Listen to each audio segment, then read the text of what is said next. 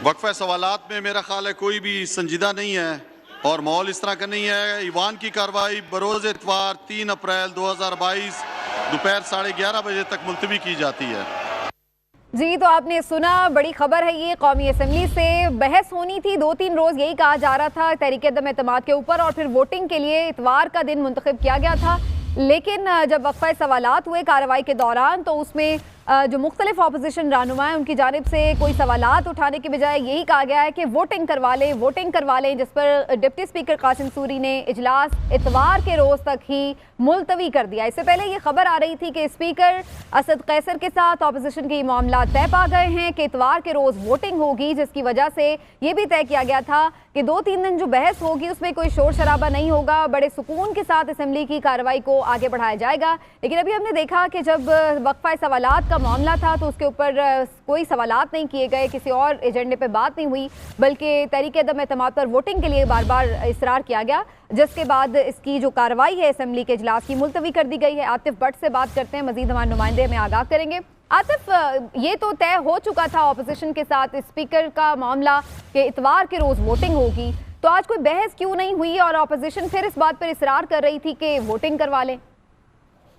तो जी, कौमी असम्बली का इजलास जैसे ही शुरू हुआ है तो सबसे पहले बाबर अवान की जानिब से एक तहरीक पेश की गई है। अच्छा आतिफ, आपसे मैं डिटेल्स लेती हूँ। इस वक्त वफाकी वज़ीर इत्तला फवाद चौधरी साहब हमारे साथ हैं, तो उनसे पहले बात कर लेते हैं। फवाद चौधरी साहब, बहुत शुक्रिया आपके वक्त का।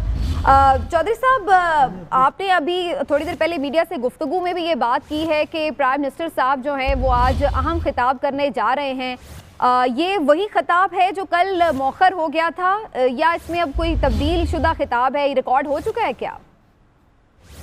नहीं जी नहीं, प्राइम मिनिस्टर का खिताब तो जो है वो सीधा ही जाएगा, और प्राइम मिनिस्टर साहब का जो अभी तक गुफ्तगू है वो आपके सामने है कि कल खिताब होना था, लेकिन हमने ये सोचा कि पहले कैबिनेट की बात होगी, फिर उसके बाद जो आज इंटरनल हमारी सिक्योरिटी कमेटी की मीटिंग है, एक फेजेस होते हैं ना, सिक्योरिटी कमेटी की मीटिंग हुई है, जो पार्लियामान की सिक्योरिटी कमेटी है उसका हमने इजलास तलब किया है, और फिर इन तमाम को कंक्लूड करेंगे। पहले हमने कैबिनेट में लेके गए हैं, फिर नेशनल सिक्योरिटी कमेटी में लेके गए हैं, फिर हम पार्लियामान की नेशनल सिक्योरिटी कमेटी में लेके गए, और फिर इसको कंक्लूड करेंगे पीएम अपने खिताब। ठीक, तो चौधरी साहब, ऑपोजिशन को आप लोगों ने दावत दी थी, वो लोग तो शामिल ही नहीं हुए, तो फिर फायदा क्या हुआ इस इजलास का, जबकि उन्होंने तो कोई लेटर देखा ही नहीं, ना उस पर बात की? हाँ, तो मुझे आप बताइए ना, ये तो आपकी सोचने की बात है, मीडिया की सोचने की बात है कि हम कह रहे हैं कि एक बहुत अहम कम्युनिकेशन हुई है पाकिस्तान में मीडिया पाकिस्तान में रिजीम चेंज के लिए। तो अब मीडिया को ये सवाल करना चाहिए अपोजिशन से कि आखिर आपने एविडेंस देखने से क्यों इनकारी है।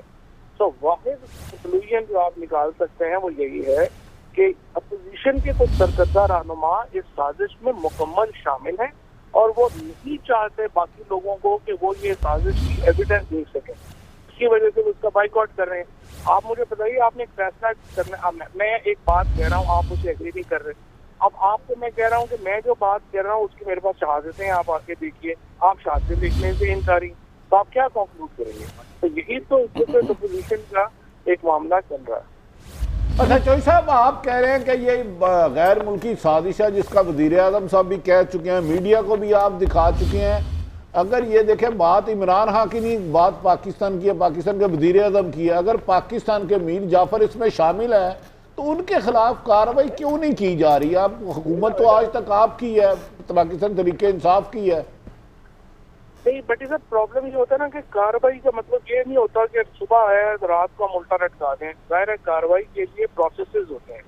अब हमने जो पहले था, ये पहले फॉरेन ऑफिस को आया, फॉरेन ऑफिस ने कहा कि OIC चल रही है, अभी हम इसको थोड़ी देर होल्ड कर लेते हैं।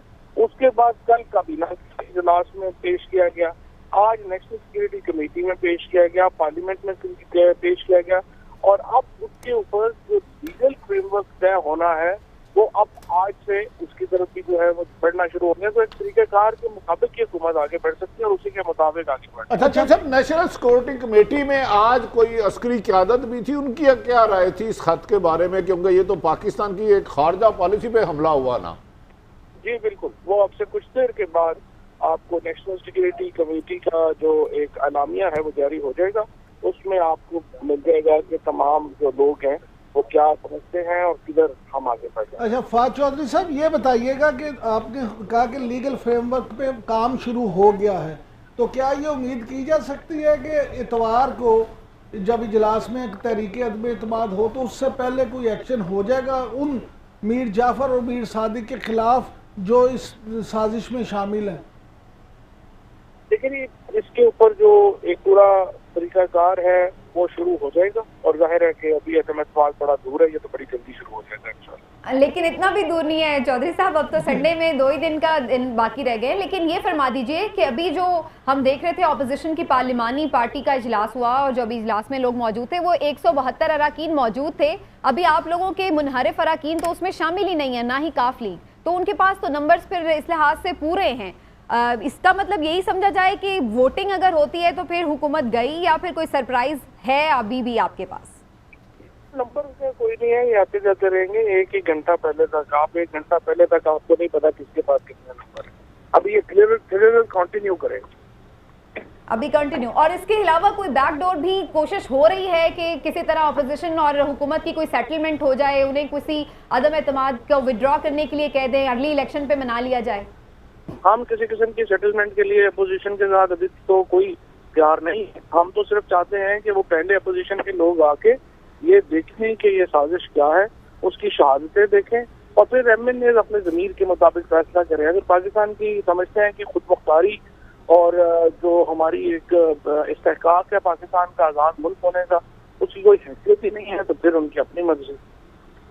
ठीक है, फवाद चौधरी साहब बहुत बहुत शुक्रिया आपका, thank you so much for your time.